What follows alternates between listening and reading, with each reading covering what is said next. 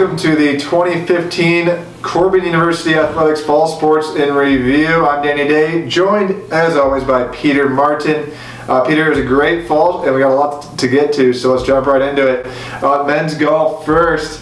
What a great fall it was for the young Warrior men's team. Really showed great improvement throughout the course of the fall season, consistently getting better as the tournaments went along. As a team, after a really good learning experience at the Oregon Tech Fall Invite, the Warrior men really flipped a switch and turned it on at the final two CCC events of the fall, finishing as the second best team at both the Warner Pacific Invite and the College of Idaho Invite, so strong showings there.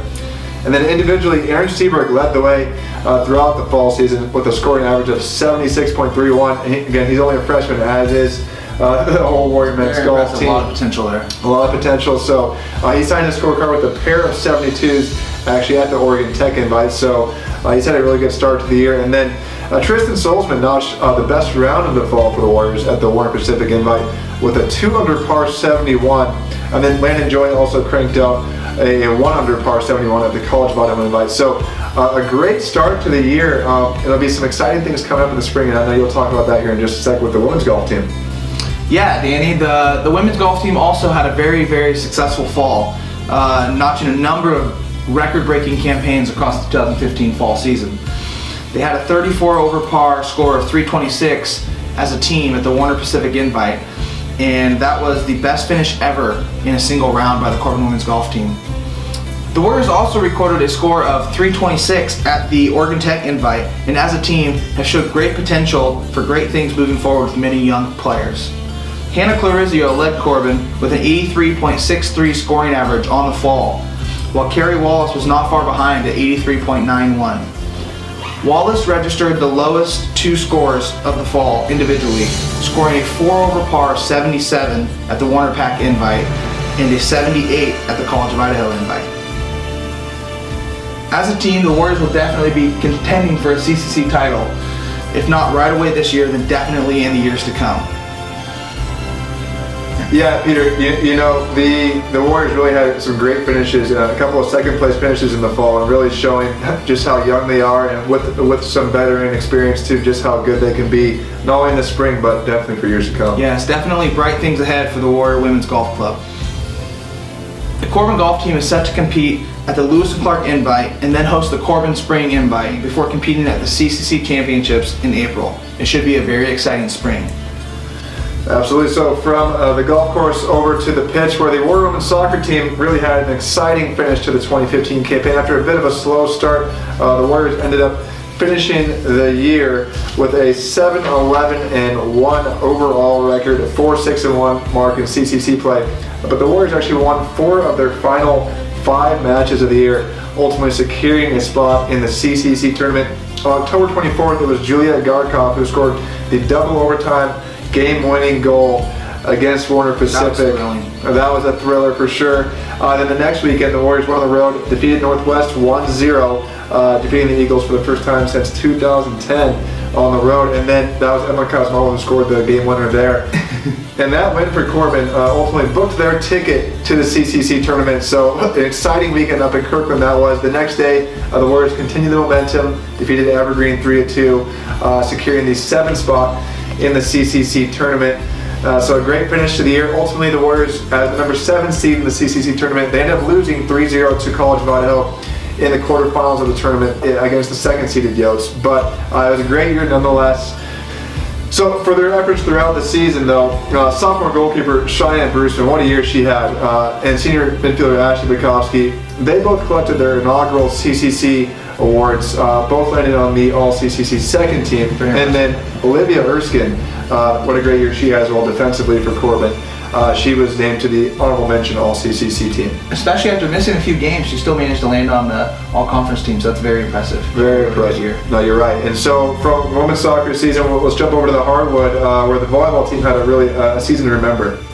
Yeah, Danny, this was a season to remember for the Corban volleyball team, no doubt. Corban racked up 14 total wins on the season with a 14-13 overall record. 14 wins was the most victories that a Corban volleyball team has achieved since 2004. So that was a feat in itself right there. First year head coach Kim McLean coached this team brilliantly, and they really had an absolutely fantastic year. The Warriors finished up the CCC campaign with a 12-8 overall record and had some landmark games, including defeating College of Idaho for the first time since October 8th, 2004, taking down the Yotes in 4 sets at Corban in early September. That was a great day to be a Warrior. Very emotional, very, very exciting game to watch, that is for sure. The Warriors eventually clinched the berth in the CCC tournament with a victory at Warner Pacific in late October, securing a spot in the tournament for the first time since 2008. It's a pretty long dry spell, and that is a really big hurdle to jump. Absolutely. Corban ended up losing in the CCC tournament quarterfinals against a top-notch Northwest University team, but the postseason awards began to pile in as the trio from Albany received numerous CCC accolades. Sophomore Haley Wells, what a year she had. She was named the CCC Libero of the Year, and I think very well deserving of that. Very well deserving, consistently making great defensive plays for the Warriors. Absolutely incredible. Freshman Madison McLean was also tabbed the CCC Freshman of the Year, and then both Amber Parker and Haley Wells garnered all-CC first-team plaudits, which I think their numbers speak for themselves. Yeah, without a doubt, 2 of the best players in the conference. Absolutely. For Parker, it was definitely a historic year as she led the NAIA in kills per set with 5.81 kills per set, which is a new Corban record and a record that I don't see changing anytime soon. Absolutely not. While losing only one senior, the Warriors are primed for big things in years to come with Kim McLean at the helm of the Warriors and a core group of players all set to be back on the court in 2016. Transitioning from the hardwood back out to the pitch, Danny, talk about the men's soccer team. Yeah, the men's soccer team, it really was undoubtedly a season to remember as the Warriors registered a 17-3-1 overall record, ranking as high as number 7 in the NAIA Coaches Top 25 poll. With 17 wins, ranked 2nd on the all-time list for the Warriors for most wins in program history. And then as a team, Corban allowed just 10 goals and a goals against average of .49, both new school records. Their defense was outstanding all year long. And on top of those school records, junior forward Kwame Denal, what a year he had. He ended up dishing out 19 assists, and ultimately that's the top mark right now in the NAIA. So outstanding stuff from him and a new program record as well. It really seemed like every single time he got a foot on the ball, something was going to happen, that a goal was going to be scored. He was quite the dynamic playmaker as well as scoring goals, dished out quite a few assists. And as a team, Corban had many memorable games while beginning the year on an 11-game winning streak, which was a new program record. While winning 13 of its first 14 games of the year, ultimately the Warriors ended up finishing in 2nd place in the CCC regular season standings and received an at-large berth to the NAIA National Championships, hosting an opening round match versus Biola University. And Peter, as we know, while the result maybe didn't go in Corban's favor with a 3-1 loss to the Eagles, what an amazing crowd it was that evening over at Willamette University, Corban hosting that match. Well over 700 fans lining the field all the way around. Great atmosphere that was. Warrior Nation really showing their strong support there. While that match ended Corban's season, there were so many things to be proud of, including a number of accolades. Jordan Farr, the Corban goalkeeper, named the CCC Defensive Player of the Year. Kwame Denal tabbed the CCC Player of the Year. And then a number of other players as well. It was Tim Kagi also landing on the All-CCC first team, one of the key defenders for Corban. Absolutely. Really, really difficult to even put into words or quantify exactly how valuable that back line was for the Warriors. Yeah, with both Tim Kagi and James Williamson both in the middle, and then you had Kellen Louie and Jacob Young on the outsides. Just a fantastic defense along with Jordan Farr in the back. But in addition to Tim Kagi, you had James Williamson, Armando Guevara, and Kmart Prince all receiving 2nd team All-Conference honors, with Nathaniel Chaney landing on the All-CCC Honorable Mention team. And, you know, Peter, with head coach Aaron Lewis leading the way, you got to think that Corban's only going to continue to grow and get better as the seasons go on. Yeah, very exciting things for the Warriors, that is for sure. So, great year on the pitch, but let's finish it off here this fall season with the cross-country teams. What a great year they had. Man, what an exciting and historic season it was, Danny, for the Corban cross-country teams. But for the first time in school history, Corban hosted both the preview meet and the CCC championship meet right here on campus, drawing huge crowds and support at both meets. At the preview meet, both Warrior teams performed very well with 3rd place performances and then improving as the year went on. The Warrior women ended up winning the Mike Hodges Invitational in mid-October before then taking 5th place overall at the championship race. Lexi Mitzel garnered all conference honors with a 12th place finish for the Warrior women.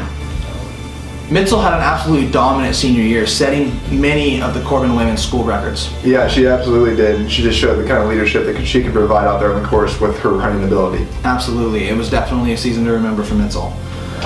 The Corban men's team also finished very strong at the CCC meet, finishing in 6th place overall, with Craig Buchanugan notching a 14th place finish overall, which led the Warriors. As both Mitzel and Buchanugan finished in the top 15 at the conference meet, they both qualified for the national championships, setting up a thrilling conclusion to the 2015 campaign. Buchanugan was competing as the first ever men's cross-country runner for the Warriors to run at nationals, which is a feat in itself. Very impressive, shows exactly the kind of year he had. He finished 95th overall out of 326 runners, with a time of 26:14.9 on an extremely challenging course. He finished the race very strong, passing over 70 runners during the final mile and finishing off a fantastic junior campaign in style. I think only big things for him to come in his senior year. Absolutely. We look forward to seeing him run this next year. It's going to be very exciting. Mitzel, as we mentioned, record-breaking year. She also ran a race that she will always remember, taking 52nd out of an overall 321 runners, making history as the highest finisher by a Corban runner at a national race ever. So that is very impressive.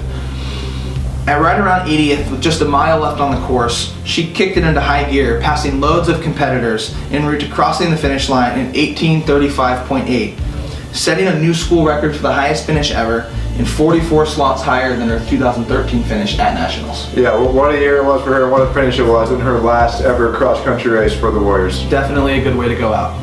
So, yeah, Peter, a great fall it was for men's and women's golf, for women's soccer, for men's soccer, for volleyball, and for our cross-country teams. It was just a great fall. Of course, the men's and women's golf teams will be competing in the spring as well, finishing out their campaign. So stay tuned on that. An exciting year it was. Winter sports to come up next, and then spring kicking into high gear right after that. So for Peter, I'm Danny. Thanks for joining us today on the Fall Sports Review. Go Warriors!